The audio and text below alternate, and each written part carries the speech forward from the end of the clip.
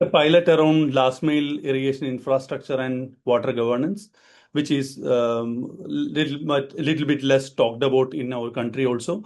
So, but this has a concerted effort from a focused effort from multiple stakeholders, like apart from well labs, like there's CSO partner PRARAMBHA working in the ground to mobilize farmers and communities, and then ACIWRM, Advanced Center for Integrated Water Resource Management, is a unique center within Karnataka Water Resource Department, who has, and then KBJNL, who is the Krishna Bhagya Jala Nigam Limited, who is the responsible authority in the canal command regions of Narayanapura Right Bank Canal, and is financially supported by NVIDIA CSR. And this pilot is part of a larger long-term transformation program called Raichur T Labs that we are trying to implement in Raichur district with the support of IDRC and FCDO UK.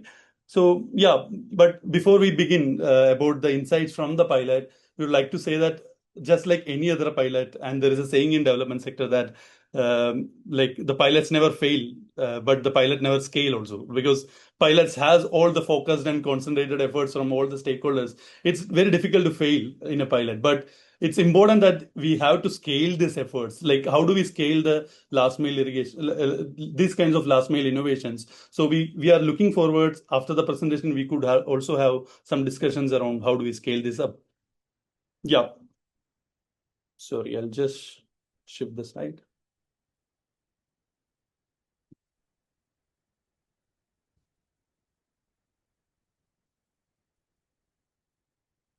One second, I'll just shift the slides.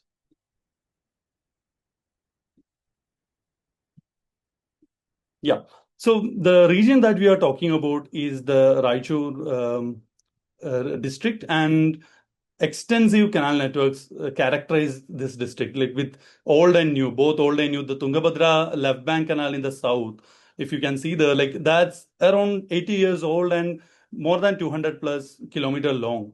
And then very recent Narayanapura Right Bank Canal on the top is in the north, is around 20 years old. Still, it's only half completed. Only 95 kilometer out of 169 kilometer is completed yet. And even with this extensive canal networks, like for a region like with less than 700 millimeter rainfall, still only one third of the region, one third of the net zone area is being irrigated. So that shows the unevenness in irrigation or water access. And it's not a different story within the canal command, like within the canal command area of NRBC, Narayanapura Right Bank Canal project. You can see that there is lot of single cropping patches within the wherever, even though there is infrastructure available, there is the patches there you can see as single cropping, which means that infrastructure doesn't actually contribute much to the water access situation. There are a lot of areas, only the head end parts are getting two cropping, double cropping situation, but towards tail end, many of the farmlands are in not having access to water. So this gives this result into a two contrasting scenarios in the canal command regions. So one is of a head end farmer like Shivanna, who is like getting all the water from the canal. Like his fields are flooded with water, and only crop that he can do is paddy, and completely logged into the paddy ecosystem. And then like with over the period of time, the canal network, the last mile irrigation infrastructure networks like field irrigation channels erodes, and all the issues like seepages and leakages, all that exists. And there is nothing other than that even any head end farmers can do than paddy, right? Or even sugarcane, any other water intensive crops like that. But on the other hand, Veerana, like who is a tail end farmer, slowly, like even though he in the beginning of the canal network comes, like he was getting the water, slowly he doesn't get any water. Ended up just becoming like a rain-fed farmer in the canal command region. This is what's happening. And how do we see the future to it? Is this going to change? We are seeing that there are two emerging pathways. Like one is the industrial agriculture pathway, where like basically few of the head end farmers get all the access to water. They like whoever can afford the high intensive, like huge investment for the resource intensive modernized agriculture may end up taking all the water, and then rest of them maybe end up becoming laborers in their own fields, or maybe migrate to cities for livelihoods. And then like tailenders, like without having any access to water, agriculture will become unviable in the future, and then they also migrate to cities. A lot of unsustainable land use changes and industrial development may come in the agriculture. This is one type of future pathway that's emerging, and there are early signs of this pathway emerging across the country, right? And then there is another pathway which is very hopeful pathway, is the pathway of transformational pathway, where farmers deliberately choose a diverse agriculture production system. They take control of their water management through water user cooperative societies and other governance mechanisms in such a way that there is equitable distribution of water. The head-enders get 2 to 3 water efficient crops, not very water intensive crops, but they switch to water efficient crops, water efficient practices, and which gives water for even tail-enders to do to have protective irrigation for kharif as a first objective, and then also for sometimes water for the second water efficient crop. And with the conjunctive use of groundwater, this should be a reality. These are some two emerging pathways, but the second pathway, the transformational pathway, still people have doubts about it, whether it may come. Mainly the reason behind that, paddy farmers don't switch. This is like a preconceived notion or belief that many of us have, because it's true that there is an ecosystem around paddy, right? Like paddy gets MSP, paddy gets all the labor, like there is a combined harvester, there is universities around that, and there is all the schemes around that. And because of the green revolution and related policy shifts, etc., there is a lot of ecosystem that's surrounding paddy and many water intensive crops for that matter. But the hypothesis, the field stories, the stories from the field and the farmers' words makes us formulate this hypothesis that farmers are willing to diversify to other crops than paddy if these conditions are met. They should have control of canal water. They should have a groundwater as a backup, because for other crops, they need to have water but at different frequencies and periods. And they need to have market connectivity for other crops, just like the paddy has. And they should also have labor saving technologies. And they should also have alternate inputs and seeds available at their doorstep or at their farm gate. If these conditions are met, all these different components are met, there is a high chance that farmers show willingness to diversify. And we are already seeing the result. Around 15% across last 2 years in the distributory 10 that we are working, around 15% of the farmers already has shown willingness to move away from paddy. But this particular webinar will just concentrate on few of the elements, which is basically on the last mile infrastructure. How do we ensure reliable water access and through the last mile infrastructure and technical capacities of the communities to manage water governance? We started it with an EPR exercise, which is just like a normal participatory rural appraisal, but this is with a printed satellite map, printed in a canvas sized map, so that it ensures a little bit of accuracy. People are gathered around that, each FIC level, Field Irrigation Channel level. So in Canal Command, usually it has like a distributary. In distributary, in Narayanapura Right Bank Canal, the system is, there is main canal and then distributaries, and it branches out to laterals, and it branches out to field irrigation channels, which takes the water to the farm plots. So each field irrigation channel, there are around 42 of them. Farmers gathered around a satellite map printed in a canvas-sized print, and then they started marking which are the fields getting irrigated, which are the fields not getting irrigated, which are the infrastructure that's not working. All those details they mark, and the insights are like around 1,823 acres of command area of distributary 10, and like out of that 7 laterals, which are like the sub-distributary kind of channels, and then 42 field irrigation channels marked by these yellow lines, and 145 plus dug wells and 62 plus bore wells. Around 20% of the farmers in the command area use groundwater also conjunctively. They have bore wells and open wells. Still, around 40% of the command area has limited canal water access. This was the insight we got. And we did some modeling and found to know that at least if 30% of the command area farmers move away from paddy to non-paddy crops, there is a high chance that 10% economic water productivity can be increased. This leads to like different discussions around stakeholders, visioning workshops with the farmers, and resulting into this idea of pipe to field pilots. And we also, like, luckily, we all the stakeholders were in alignment. There were growing interest even among farmers. In the first instance of we sharing this idea, they were eager to be implemented because they all face this issue of seepage, leakage. Head-end farmers otherwise doesn't have any incentives to join water user cooperative society or any mobilization effort, because irrespective of whether FIC is there or not, or the water user cooperative society is there or not, they are getting flooded water for padding. So they were not cared about all these governance systems earlier, but with the pipeline ideas coming into picture, they also see a value. They can also control water. So with that, I'll just play a 1 minute video, and after that, over to Anupam, who has actually implemented it on the ground day and night, spending in the field. So I'll just play a 1 minute video. Over after that, over to you, Anupam. Is this video playing? I'm not sure. Is this getting played and Yes. audio? Yes. Okay. Great. Sorry.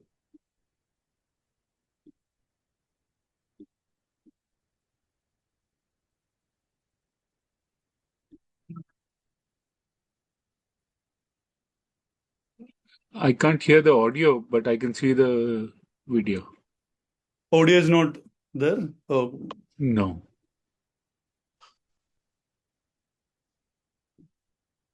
Anupam, can you take it up and maybe you can play this? Still not audible? No, just Maybe Shyam, it's okay. It's just the music anyways. Oh, okay. for the Yeah. audio. Yeah.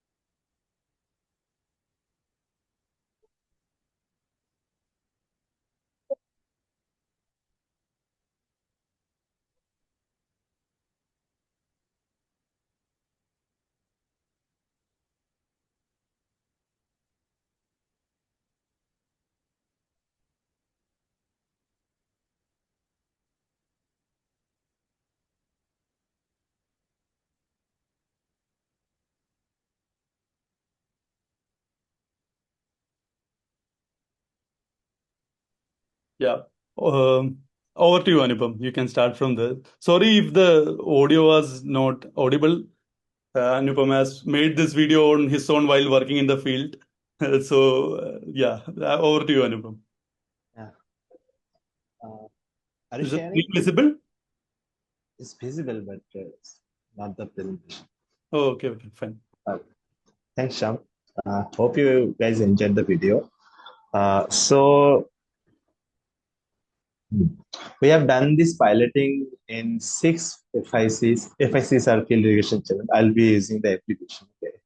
So we have done this piloting in 6 FICs of one of the lateral of Distributary 10 of NRBC. And it's covering around 120 acres of 64 farmers, and the total length of the 6 pipes are around 2,000 meters.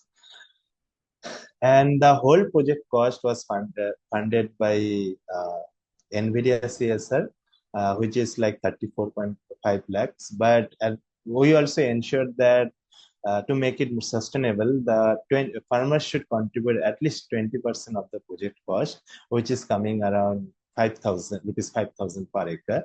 And also we have calculated the per acre cost for the whole distributary, which is 26,000 per acre. The technical design initially is prepared by well labs, but at the same time it was guided and supported by ACIWRM and KBJNL. And finally the design was submitted to the KBJNL by the OAKS, which is our implementation agency. OAKS is the owner and the implementation agency of the whole infrastructure works, and they made the resolution submitted to KBJNL, and finally it got approved by KBJNL. Next. So I want to just share you how we started the designing.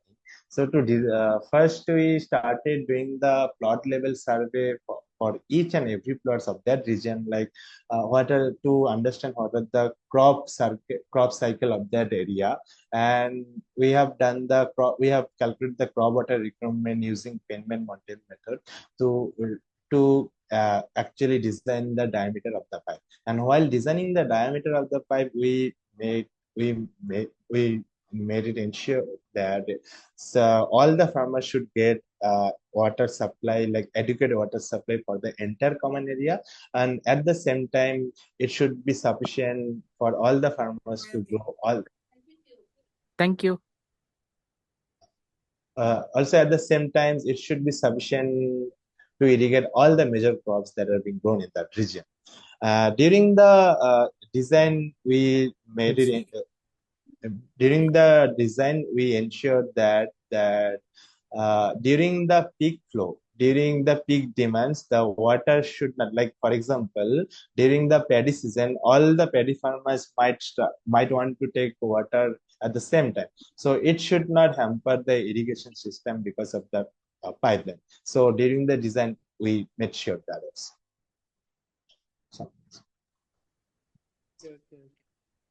So this is the abstract design of the pipeline. I just want to share this with you guys. So this is you can see there's a circle. This is called intake chamber, from where the lateral is getting connected to the FICs and the FICs to the farm plots. So in FICs, at the starting of the chamber, there is a intake. There is a sluice valve from where the farmers can control the water. If they're done with the irrigation, they can close the water in the entire FICs. Also, they will have valves in each and every plots to get control over the water. Now the thing is this: in these pipelines we have used HDP pipeline, not the normal PVC pipelines. So this HDP pipeline can be underground, and it's very durable, and if even the tractor and some vehicles go over it, it will not damage the structure. So during the design, we made sure that, as I said, there will be control gates in each and every plot, which will ensure equitable use of water at each and every plot. Even the tail-end farmers should get their fair share of water in their plots. And now as in this region, Raichur is a very dry region. The main issue they are facing is the evapotranspiration and seepage. So by this pipe, this will reduce to a good number. It will definitely reduce the seepage and the evapotranspiration. Also, this control over water will allow the farmers to grow variety of crops, not just paddy. Also, now there are PRARAMBHA, who is our ground level partners NGO. They are working with the farmers like other improved economic practices like wetting and dry method, and some farmers can grow for other crops like vegetables, which will definitely increase the productivity and their livelihoods. And as I mentioned in the last slide, we made it. We ensured that to make it more sustainable, this farmers should contribute at least 20% of the project cost, and which they will pay to the OOCs, who is the main owner of this infrastructure. They will spend it for maintenance of the structure over the period of time. And now another most important thing, one of the important thing is, initially no one had any control over water, but the thing is now everyone has control over the water. So there is no conflict between the farmers. So we have to establish. Actually, we had established a water sharing policy, which was established by the OOCs with all the farmers of that particular profession.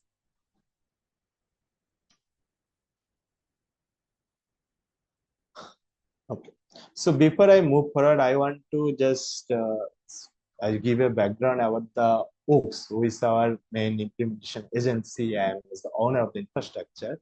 So even a year ago, there was no operational water user cooperatives in this region, in this distributed 10. Last year, with the help of PRARAMBHA and NVIDIA CSR project, we are able to form two OOCS.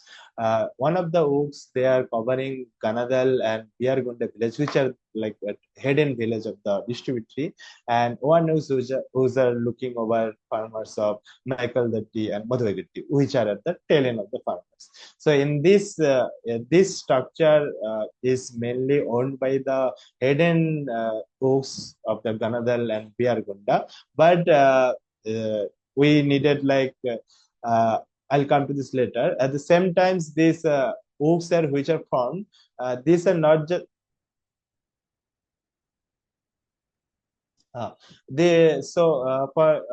these OOCS are not just formed. These are registered.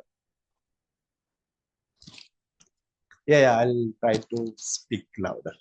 Thank you for your feedback. So these OOCS are not just from, they were registered with governing body and they are on office bearers. Also, they are multiple. They are underwent multiple training and capacity building by the local partners. Also by Walmi Dharwad. If you,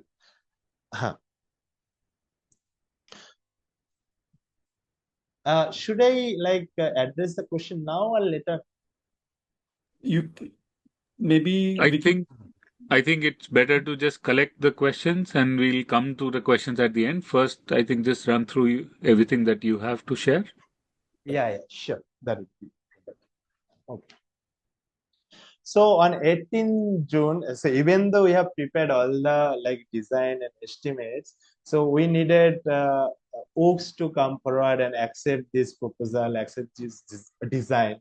And on 18 June, the OOCS and with all the farmers and both the OOCS, they accepted this estimate and design. They prepare a resolution and they submit the design and the proposal to the KBJNL, and they accepted the proposal to adopt the field irrigation pipe field irrigation channel in this distribution. So I just want you to go through run through the process. So as we mentioned, we started with the EPRA and digitization to actually know which areas are getting irrigated and which areas are not getting water at the field level. So, and we did that survey and also we digitized it in the GIS map. And at the same time, we have we've done this plot survey each and every plot to get that water requirement. And also at the same time, and I just want to tell you, this is not a pressurized pipeline. There are no pumps were used. It is completely supported by gravity.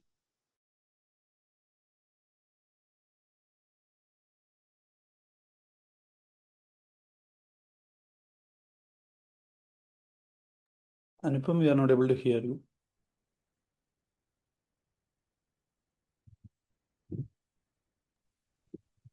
Anupam, are you still there? Anupam, your video is stuck, I think.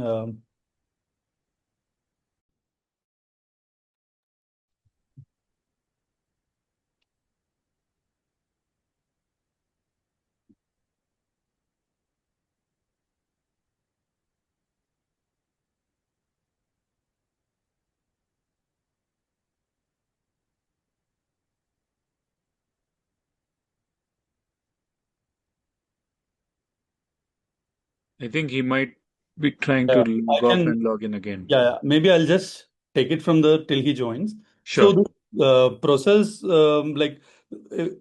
required, I think somebody by mistake marked some yellow lines on that, so ignore that. But the flow is that after that we had to do the slope measurement manually of the FICs, and then based on that, for that even KBJNL, all of the KBJNL engineers came forward to do the slope measurement, and we came up with a design collaboratively with KBJNL, ACIWRM, Well Labs together, and then that was presented to WOOCS, and then they passed the resolution. And since KBJNL was informed and long before itself, so immediately they approved it also, which enabled the WOOCs to initiate the vendor finalizations and material procurements. And like WOOCs only manage the funds for it. They only took the different codes from different regions. Even outside the Karnataka state also, they took contracts for better prices and all. And then like the work was initiated finally, even though the entire material didn't reach on time. The work was initiated on 23rd June,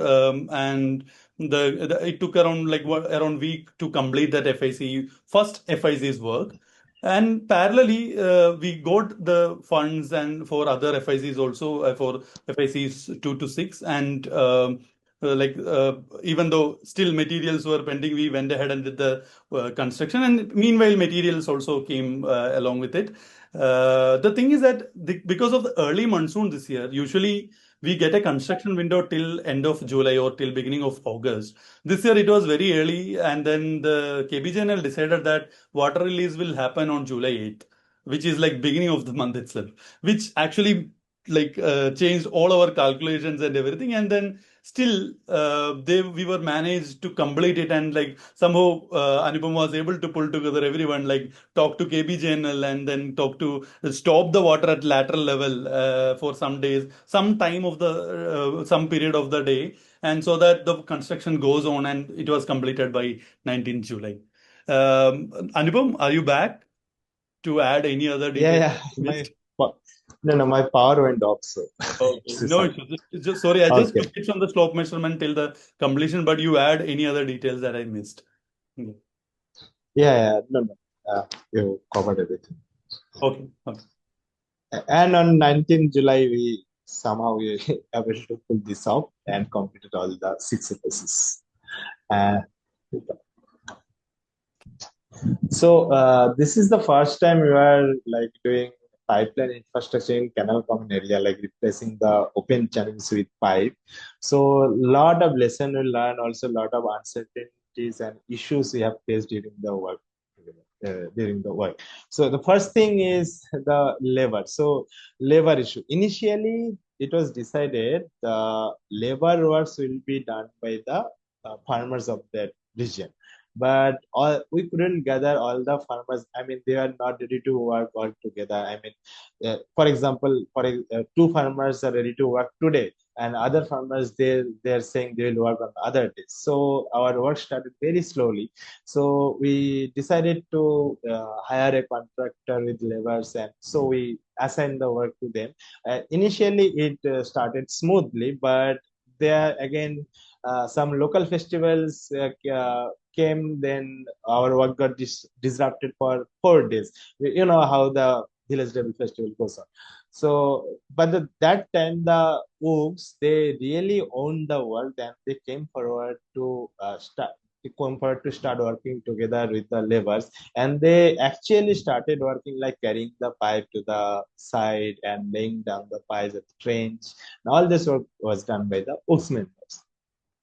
And during the time, as Sham was mentioning, also we are facing issues with the materials because HDP pipes we have like ordered in bulk, so it's not available in Karnataka. So the vendor that WOOC selected, it was supplying the materials from the neighbor states like Telangana and Gujarat.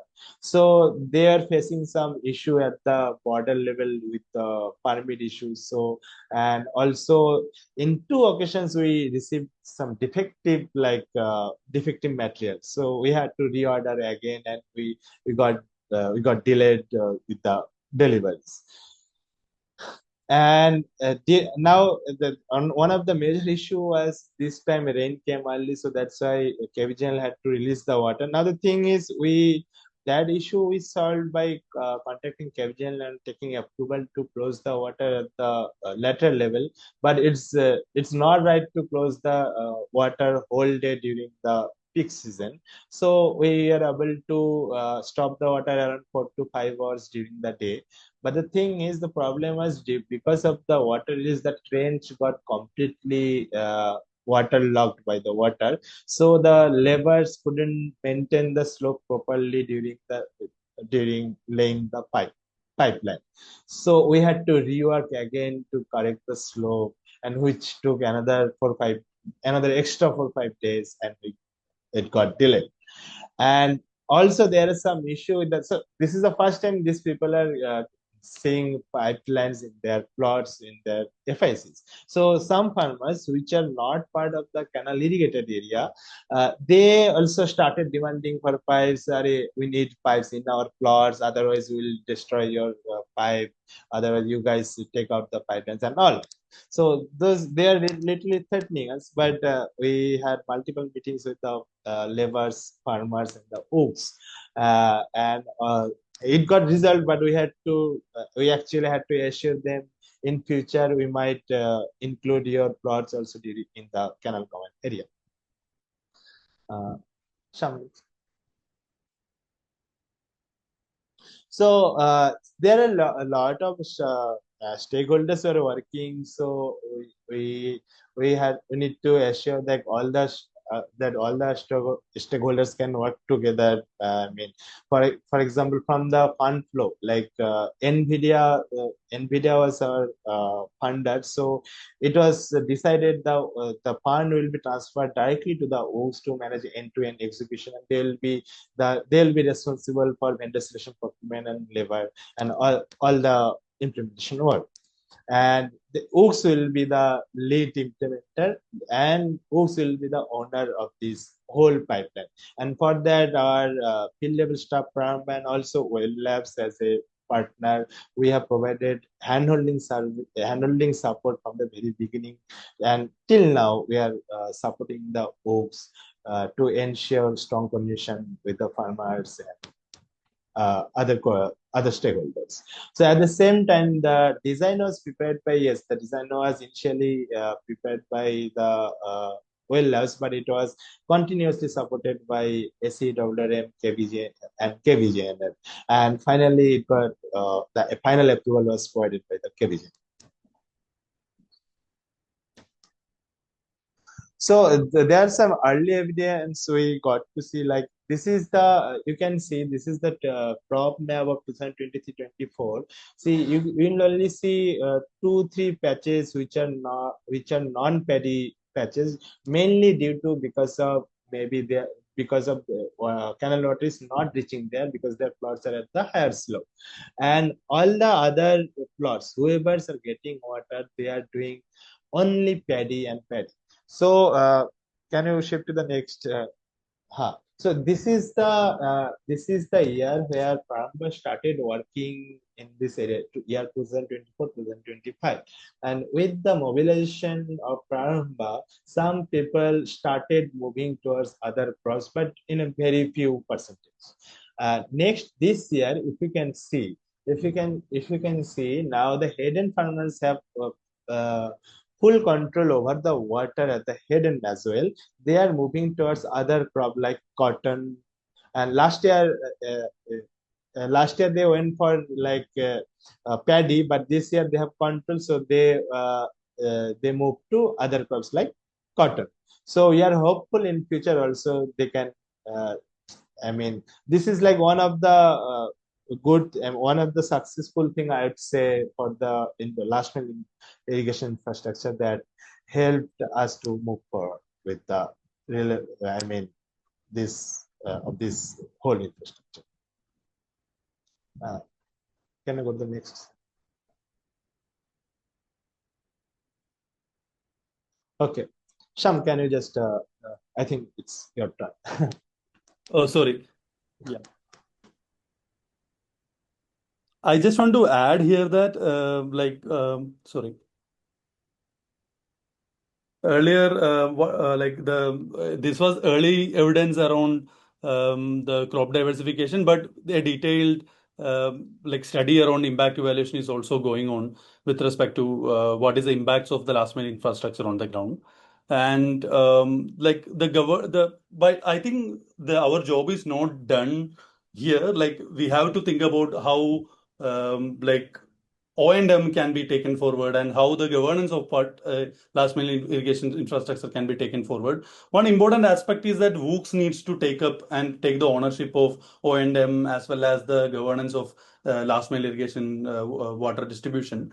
So, but there are capacity limitations within WOOCs also. That's why we actually thought about already there is a trained set of community hydrologists in the landscape, which are who are actually under know basic hydrology concepts, and they know practical water management. They are trained on some of the practical water management aspects, including some of the measurements like the well surveys and then surface flow measurements, and also they know how do they do EPRAs and crop water budgeting, etc. So they can actually be the helpful agents embedded within WOOCs, or they can be the service provider embedded within WOOCs, who capacitates the WOOCs to perform these operations, like whether it's O&M or even some governance decisions, like facilitating even if they want to do more FICs, without even any of us to be in the landscape, if community wants to take the ownership of completely, how do they do it, right? So these community hydrologists can do the EPRAs and slope measurements and then crop water budgeting, and even facilitate water sharing rules based on crop water budgeting. And then also even they can do cess collections, which is not at all happening in most of the canal command regions. They can actually, this network of community hydrologists who are trained on basic, first as a level 1, some basic hydrology concepts and practical aspects, then even in next intermediate levels and advanced levels, they can also be trained on some of the advanced service provisions. And these network can enable not just the distributary tent, the entire canal command regions, maybe first to begin with the NRBC, and even across these network of community hydrologists can be the vehicle of scaling up the last mile irrigation infrastructure. And these that's not enough. Many cases that when we think about scale, one of the another aspect that slowed down the process is actually the manual measurements for the slope measurements and manual crop surveys, etc. So if remote sensing can be explored and to identify the crop layers, and also even to understand the elevation maps and estimate the slopes without doing manual measurements. So these use cases we are exploring through drone or UAV use cases, we are flying drones and validating with the ground level data that we have, and see how much remote sensing can help to do it for a larger area. But because otherwise, for each FIC or each pilot that we have to take this much effort, that's not so much scalable. So, and these kind of use cases, including to understand what is the working capital required for the WOOCs to manage the canals, maintain the canals, remove vegetation, all these use cases are being explored in the using the remote sensing or UAV technologies. One another important factor, when we talk about the scaling up, is actually the cost. So you can see that the cost is not very constant across the field irrigation channels in the command area. It ranges from 8,900 to even 76,000 per acre. This is per acre cost.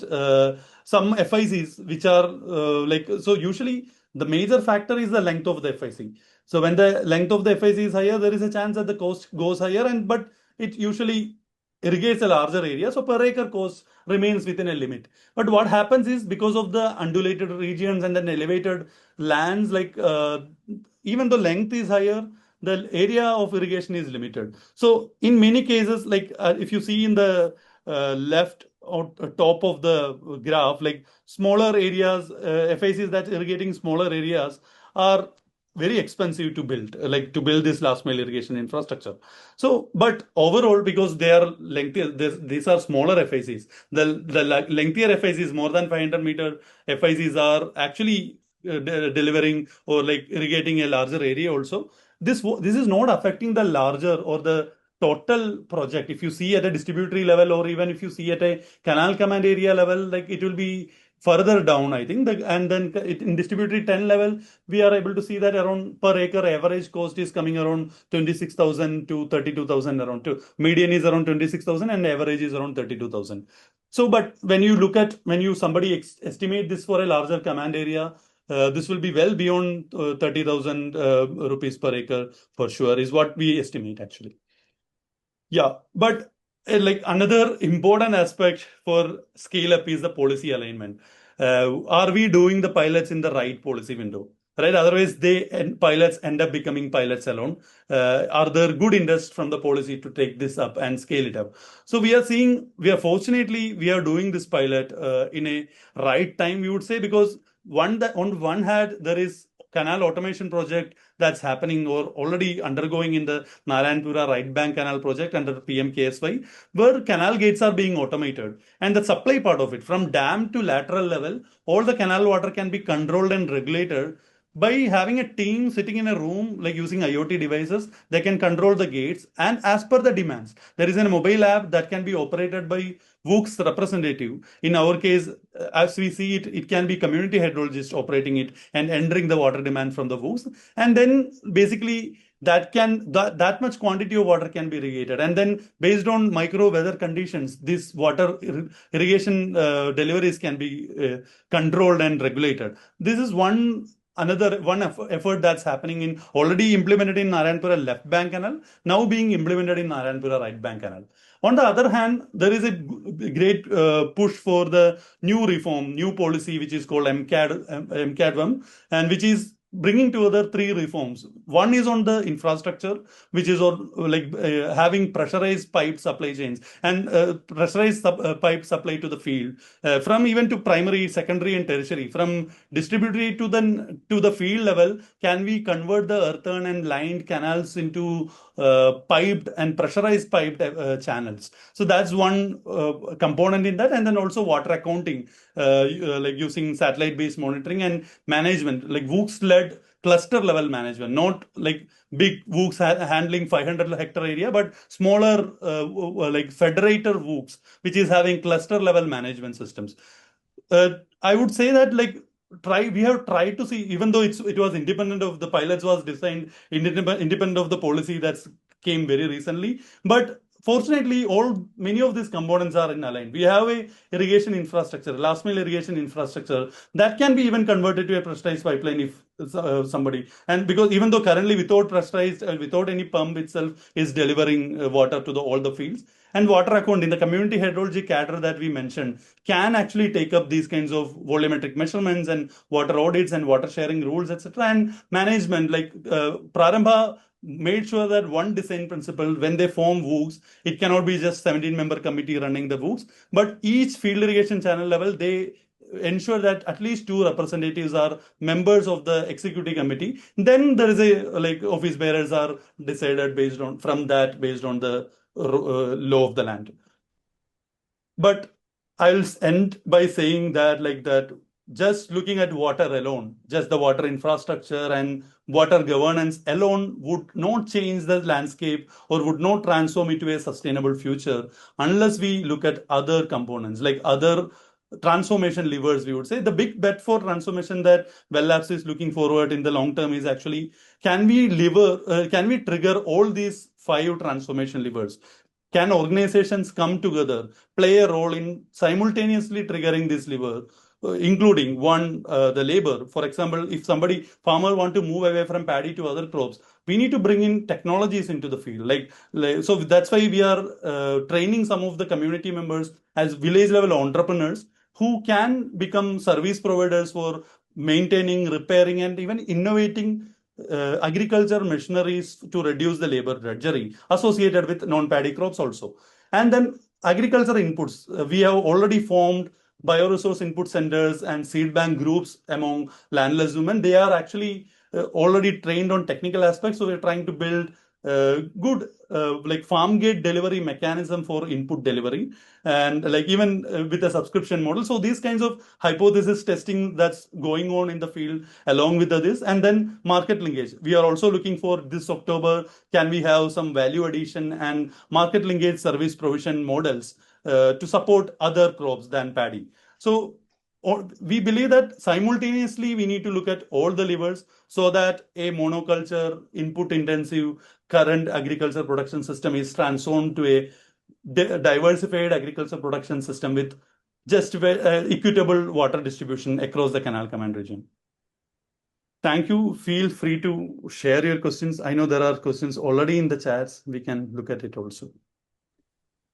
Thank you. Thank you, both of you, Sham.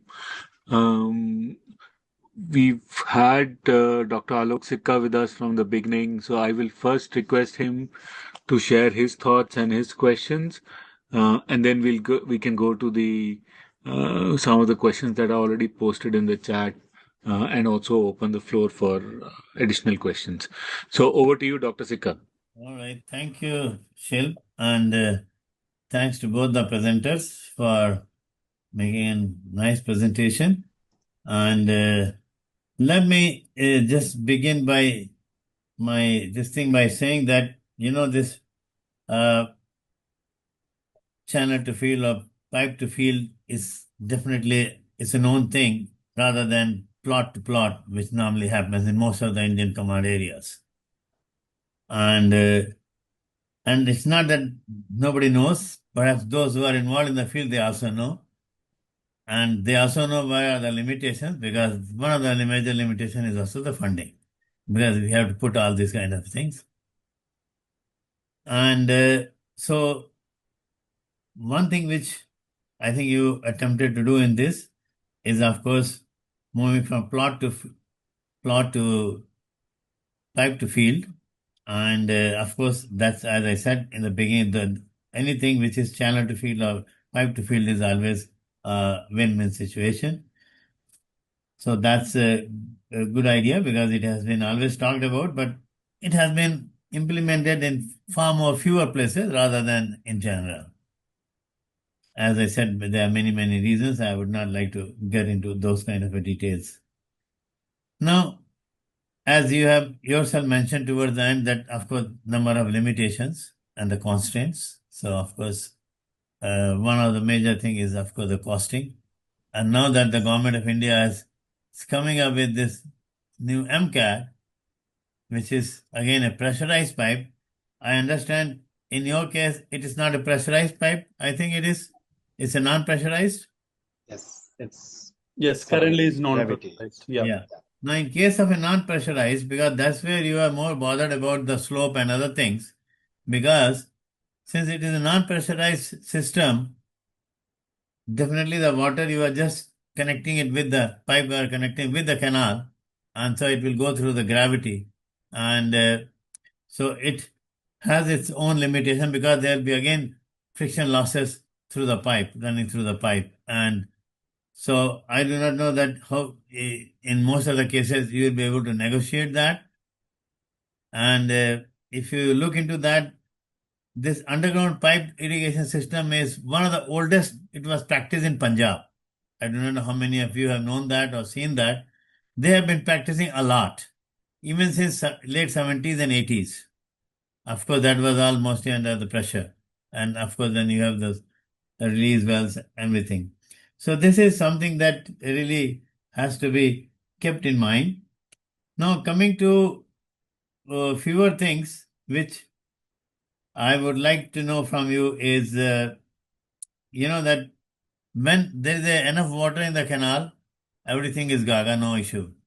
Now, even with all these societies which you have, water user cooperatives, during the deficit period, when the canal water supply is deficit and it's not reliable, it depends. I think you don't have in this case a run of the river scheme, it's a storage type of scheme, but still there will be deficit period. So what are that provisions you have made with the governance, that how they are going to manage it under the deficit water supply situation? So otherwise, again, there may be hue and cry. So this is something, and that's one thing. The other thing is, with all these good things which you have done, what is the exit policy? What is the exit protocol? What is the exit strategy? Because you are not going to be there forever. And that's what happens in most of the government programs. So what is that you are trying to put it as a clear exit protocol or exit strategy that will really decide the future of what labor and input and resources which you have already provided into this thing. because, and the other thing is the water release. Because what bothers farmers is they don't get the water when they really need it. The timing. Now, in this case, even after putting the pipelines, the source where it is being regulated, how do you think that they are going to be matching the water release with their demand? Because if that is not the case, so again there will be a lot of hue and cry. So this is another kind of a thing that we really have to. So I don't know what. And so in these cases, who decides about the releases? Now that you have made the system more efficient, and once the system has been more efficient, you have reduced most of the conveyance losses and to a certain extent field application losses at the farm level. So in that case, you can even manage with less amount of water for the given command area.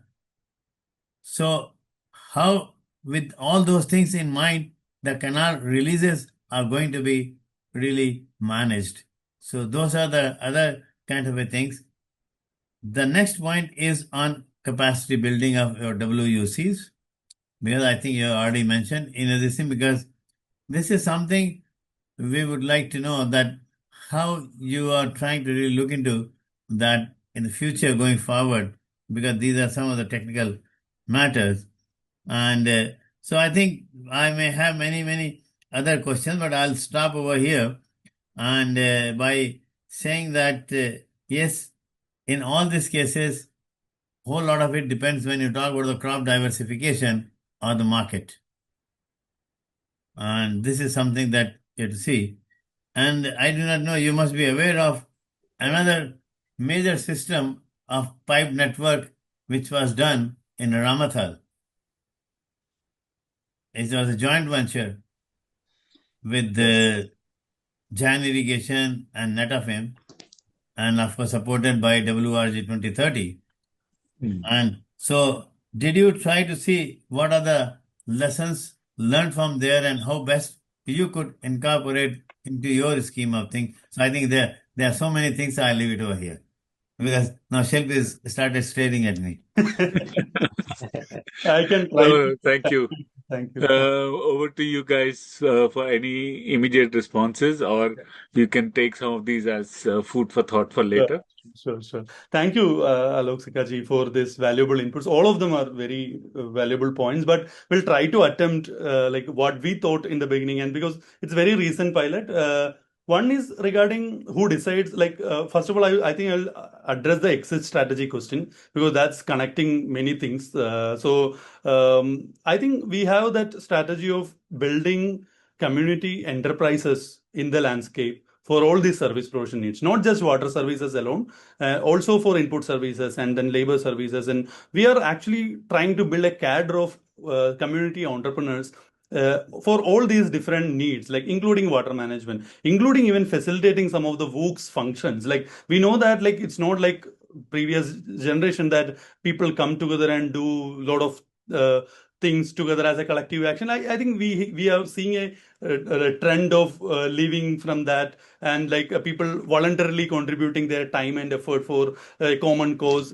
We also have seen an like reducing trend. So we see that a service provision trends is becoming a big thing. Like even in urban thing, we have everything like servicified. Like you have urban clubs and everything for your daily needs of your household. So why don't farmers also can not get such service provisions at the farm gate? So even for the WOOCs level decision making, like whether it's cess collection or operational matter, can we employ these kind of trained community hydrologists who can actually do not just this operational matter, also what we did as a implementation, like last mile infrastructure, if they can be because while we do it, Anupam actually took one community hydrologist along with them as a supervisor for all the work. So like slowly we build this knowledge and how to do at least some of the aspects of it. And they are trained already on basic hydrology. They know how to do crop water requirement, and they know how to measure flow and how to do well surveys.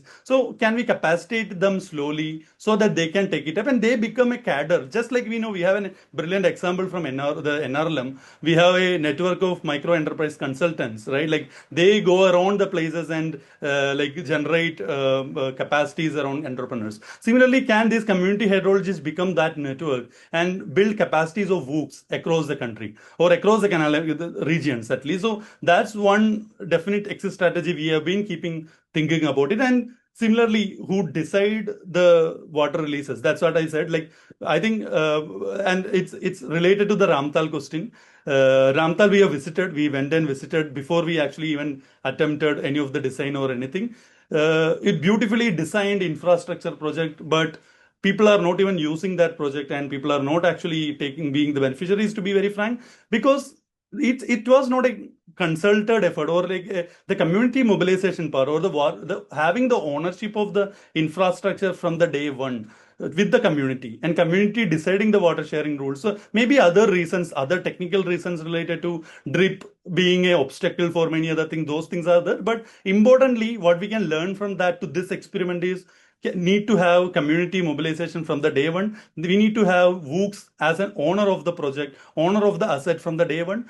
And like that we were maximum we are trying to even the auditing, monitoring, everything WOOCs needs to follow so that there is an ownership. They know that it's their own asset. And like even water sharing, what we have not still completely succeeded, or it's in the process, we would say, is the how WOOCs we can capacitate WOOCs in deciding the water sharing rules. So currently we are just letting it evolve out of their discussion, especially because distributary 10 is a mid-end distributary, and like for example Narayanapura Right Bank Canal is only half constructed. Out of 168 kilometer, only 95 kilometer is done. Out of that, only this distributary 10 is at the 50th kilometer. So there is good amount of water for all actually. So when this pipeline infrastructure is actually made, people are actually getting the tailenders are getting more water than headenders, and headenders are also happy. So that situation of deficit is not happening at this portion of the canal. So like you said in the beginning, so the water sharing rules, but still water sharing rules matters, and we are we are trying to conduct field irrigation channel level orientation meetings to come up with valve operation timings when the valve needs to be operated. So it's like within FIC, it's like 7 to 15 farmers. Between them needs to be decided when they irrigate each of their fields. Anupam, please feel free to add if I have missed anything, especially on the design aspect or any other things. No, you covered. You covered everything. Okay. I don't know, Alok sir, like we covered all your questions, but definitely it's we'll okay. make You're note of trying all to those cover comments. Yeah. some of the things. I know that everything is difficult to cover. And still please also, Yeah. and I see that somewhere in the chat also some questions for you. Okay. Like Yeah. Peter There are Malanga asking you, is seepage really a loss? It recharges groundwater. Well, there are many such philosophical and Yeah. hypothetical questions which Yeah. I don't know, you can try and look into. Otherwise, I can respond to that. Yeah, Please. No issues. Yeah. about the seepage, I just wanted to give you some context of this area. So yes, it does reaches the groundwater, but in context of D10 area, it partially reaches the groundwater, but most of them are like it's flowing to the natural stream because of the red soil. Yeah. Also, So so this we faced also while we discuss other stakeholders. Why are we pipelining? We are actually controlling the groundwater recharge. And like to be very frank, in the ground, the open wells, dug wells in this region has good water even in summer time. So those who are having dug wells are continuing to do, even in tail end, they are continuing to do paddy even in the second season because they have. But the thing is that like for that, should we need to bring the water from a dam to this level, like to recharge the ground? That's one philosophical question. Like you said, we have to. But another question is how much amount of groundwater is getting recharged at the moment. So these are the things we really don't have any numbers to give. But what we are trying to do is we are not doing. I'm seeing Peter Mulinga's as question. So we don't have a pre-post numbers for the time being because we have started because we just have a small construction window. We started with that flow. So we are doing a comparison between the FICs, like a similar FICs in the another lateral or and then a piped FICs in the same lateral. How do we compare and then understand what is the seepage losses and how much groundwater recharge it's being comparison. All those comparisons we are trying to do through a M&D study. So that's what we are trying to do. Anything else? I'll just look at the questions also. So Peter sir, please feel free to respond to this also. These are our initial thoughts, not so well thoughts also. There's also a question from Suresh. And then Shashi Kumar has shared a link with a PIP. I have one more question, and then I think some of Ashima has tried to respond to one of the questions. Okay. Anupam, we have not, I think, water saved by, so what we have calculated it, we have not measured the water saved. So like I said, we are trying to do an M&D by comparing other, but we have calculated using a modeling, using the crop water requirement, etc. How much. So from our calculation by shifting by regulating this 100-acre area, 100 plus acres of area in the lateral one, if though that water can be somehow, if we ensure that that water reaches one of the tail end lateral, like lateral 6, we think that, and then based on this effect, if 30% of the farmers move away from paddy to other crops, which already almost happened, around 27% of them switched to other paddy, other than paddy crop, it will result in around additional 50 acres of patches which are not getting currently water to get access to water. This is one hypothesis that we are trying to test. Like, we are not so much sure that whatever we saved here, it will actually get transported to tail end. That's also being tested on the ground. Yeah. Wonderful. My question was about the cost. I think you're right in saying that just doing this infrastructure is not going to be enough, right? We need to combine it with a lot of other things. And the more services we add, and since we are trying to think of this not as a government-run program where the government just keeps investing and in larger national interest, we are trying to promote this as enterprises, which have to be profitable. Now, literature suggests that irrigation service costs should not be more than 10 to 15% of the overall value of output that is produced.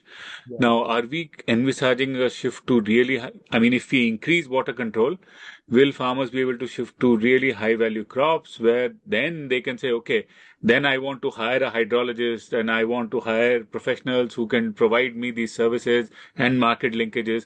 All of that will make sense economically. Only if we are doing very, very high value cultivation.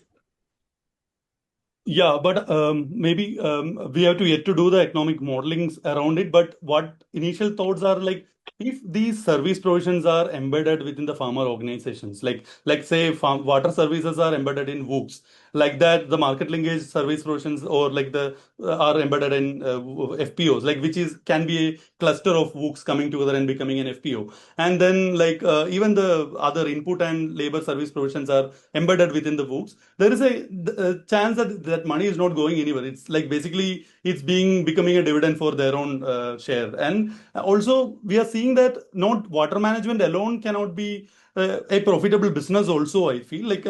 This is what, as a pathway, within water management itself, there will be multiple types of services, and then as we level up, like other service provisions like seed banks, input provision, custom hiring center, and crop advisory services, all those will come. And more than this, like as we move forward, we are seeing that youngsters are not so much interested in agriculture per se. Like what the next generation are going to do. So they are interested in agriculture maybe, but they are can we ask all of the youth to be in the field all the time without aspiring for any education or any kind of other opportunities around the country? So if there is agriculture as a service be there, like as labor, trained labor as a service embedded in some farmer organization available at the ground level, that can be the turning point. Like youths can still follow their dreams and go anywhere and study, and but at the same time there will be some network of young or like other community members looking after their land and doing agriculture. So it can even take a shape of agriculture as a service even in the future.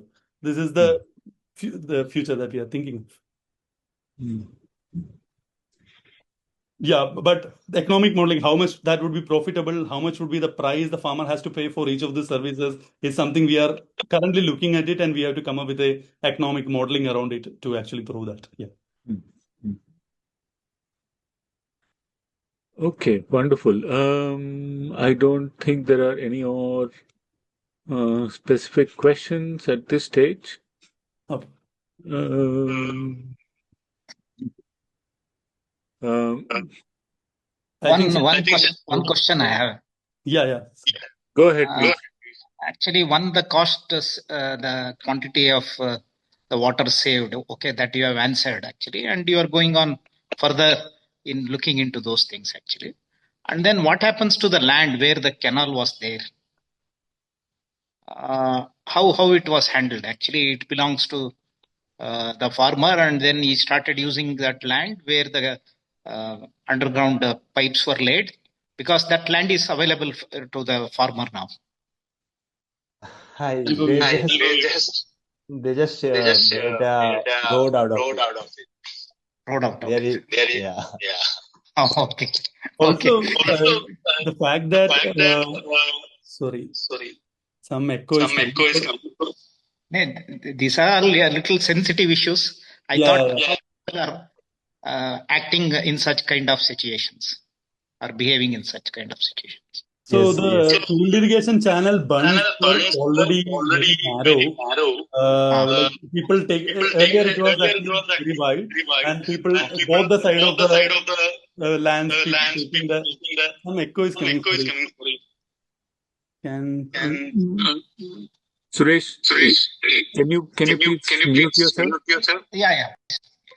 So already in many canal comment areas, like like farmers have taken lands from the FIC bund that's created. Slowly it has narrowed already. So the thing is that now it was very limited space that we had to actually put the pipe laid, and now is that like it's just covered up with the land and people can walk around it. It's not big width, like huge width that we have in between two fields. Now farmers are happy that like they don't have to give space for the bunds or FSC bunds. That's I had one more kind of curious question. Is you mentioned that the groundwater situation there is quite good, right? There is shallow groundwater available. People have dug wells. So how is it that in a lot of canal commands, actually groundwater or the ease of availability of groundwater and the reliability of groundwater, its kind of on-demand nature, actually means that farmers lose interest in canal water altogether. So if groundwater is so easily available, I imagine it won't be that costly for everyone, each farmer, to just have their own dug well and start using that. Why do they still show interest in investing at least 20% in such a system? Anupam, you can attempt, but I'll just try to add my sense. Like one thing is that not everybody has bore wells. Like you said, like only 20% of the farmers have like both open wells and bore wells together, and most of them were started constructing after the canal came. So there were no like they were not like they in rest of the surrounding dryland region, people are not depending upon groundwater much, and then the many cases in TLBC regions, groundwater is not reliable because of the salinity issues, groundwater quality issues are there. People see that the canal water is pure, like good, and then they have good quality water available in the groundwater because of the canal seepage and then paddy cultivation, the seepage out of it, etc. They started digging the dug well and bore well, and around 20% of the farmers only having that option currently. So And I think one another reason can be like because of the electricity limitation, Anupam, but feel free to add your points also. What's your observation? Like, because we are doing a conjunctive use survey currently. Currently, what we have is a number of farmers who are having borewells, but we are doing a survey this year actually to understand which all plots and how is their usage. Like, people are actually using the groundwater and canal water conjunctively. So, what is the pattern? Like, the certain percentage they're using groundwater and certain percentage they are using canal water, and certain occasions they use canal water. So that we may get more insights from that study, but initial observations from the ground, Anupam, if you have anything you can share. Yeah, I have said it. I mean, I just want to share like even for the borewell, they have limitation like only 7. I mean, in Karnataka, they only have 7 hours of electricity, but that too they don't get. I mean, it's generally it's 4 to 5 hours a day, and also that is one thing. And also in again, what Sham in on some said in when the canal water is available, they don't go for groundwater because they think canal water is more fresh and it's better than the groundwater. So they only go for groundwater only in the like dry time, like from March to the next April. That's I just saw Peter has his hand up. Go ahead, Peter. Yeah. Well, thank you. If we still have time, thank you for a very interesting presentation. As you may know, I've worked in the other canal in Raichur district, the old Raichur left bank canal. So I was more than a little interested in this. Nice. The question, I think I start from what you said in the beginning. Well, pilots never fail, but they also never go scale, or very rarely. And I think which is very true, which we have ample evidence of that in the Indian context as elsewhere. And then you also said only half of the canal is constructed, and 95 out of 168 kilometers or something like that.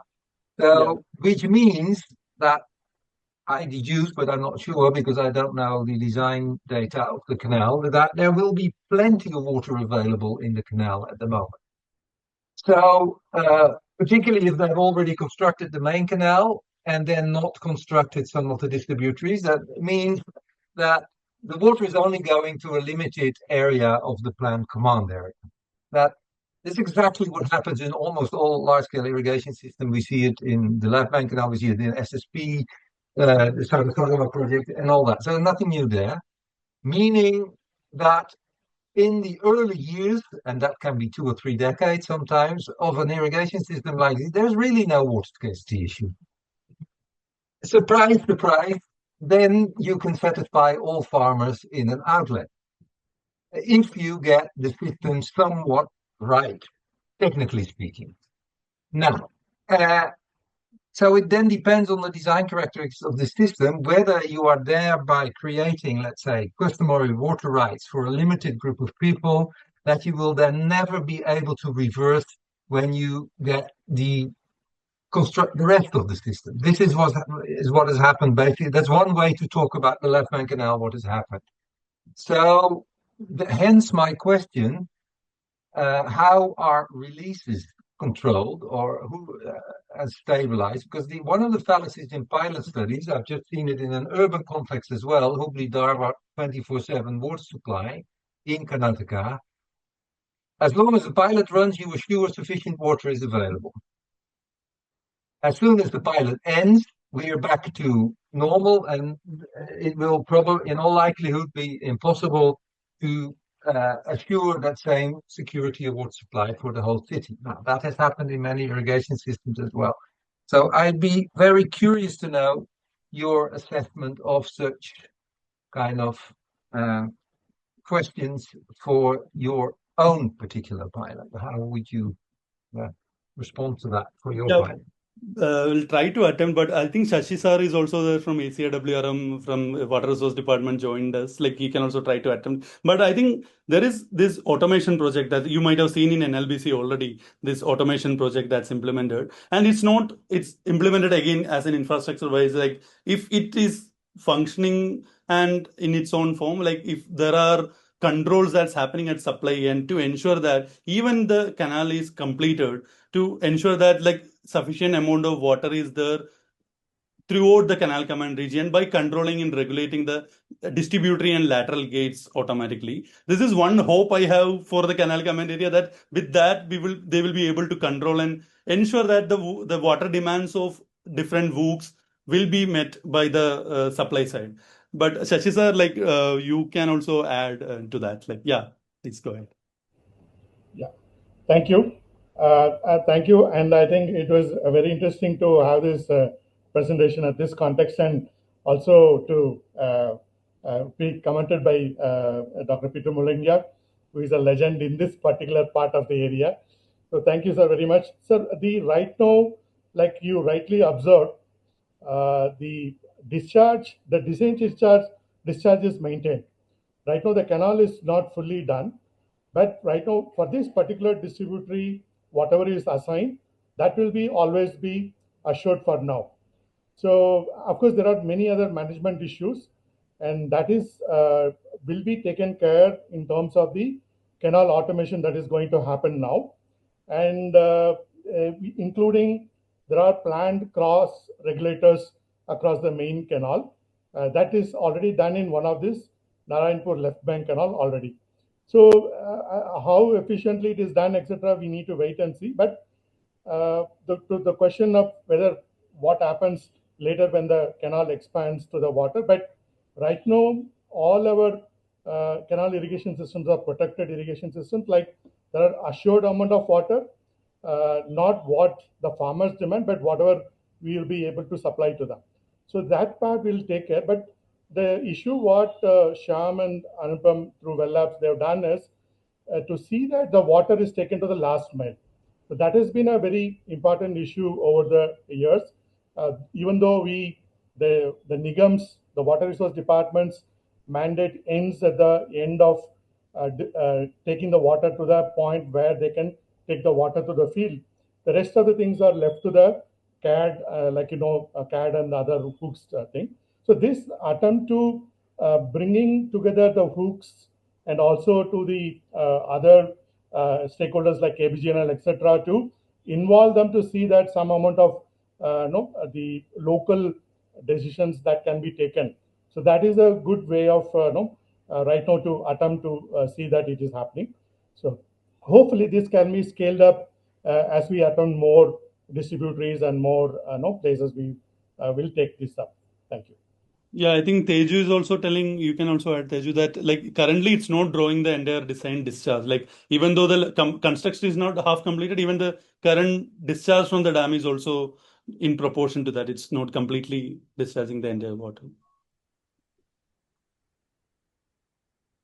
Okay.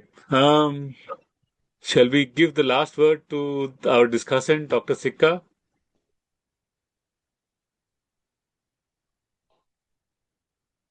Oh, hello. No, I wanted to also request you, Dr. Sikka, to just reflect on all of this work. Also, I know that IWMI has recently signed a MOU with the MCAD group, and we hope to do some work with them, and maybe some of this will link up to that partnership that we are building. No, as I said in the beginning, because MCAD now which is there, the difference is they are putting under the pressure, and here it is non-pressurized system. And again, they are trying to say that they are putting 20 meters head at each and every 1 acre outlet, so that people can run the micro sprinkler, and also, of course, the drip will be anyway run.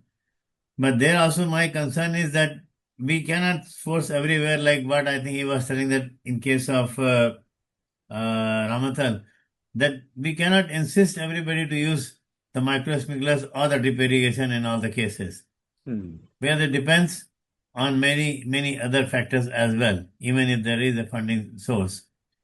So there could be many other ways also to improve. Even the surface irrigation methods efficiency can be improved. There are a number of ways to try and really look into those kinds of.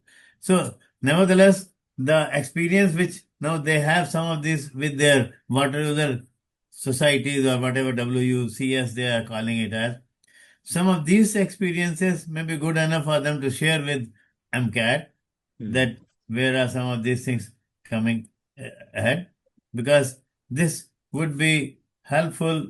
And in fact, I think maybe in a week's time or so, I'm also going to have our first preliminary round of the meeting in trying to really look into this. Because more often than not, in these kind of things, yes, technically, whether we talk about that engineering or hydrology or the hydraulics, besides that, what I always say that it is more of the governance and the participatory things have to really seen and looked into much more in a deeper perspective. Because no matter whatever marvelous of engineering we do, but if it is not backed by a good, solid governance and the local level participatory action, things are not going to move forward. We have seen in many, many projects. So this is something which is really very important.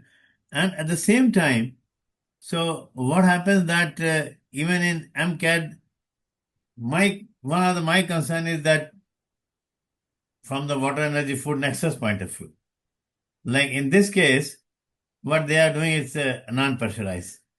In case of MCAD, we are doing a pressurized, and to maintain 20 meters head at the outlet level, at 1 acre outlet level, you need good amount of pressure to pump the water. Now, well, in terms of saving water, are we not perhaps going to use more energy? The other counterpoint to that is because the presumption in that is that those who are using groundwater, they are not going to be using now groundwater. So in a given command area, if you sum total that amount of energy which goes into pumping those groundwater, and then of course all those calculations and estimates have to be done. So that is why one of my thinking in this is to really look the entire thing, all this canal modernization which we are talking about from the angle of water energy food nexus. So if I can just sum this up by saying, in addition to the crop water budgeting, which I think Shyam already mentioned, we also need to do crop energy budgeting in the command area of these systems. Yeah. Wonderful.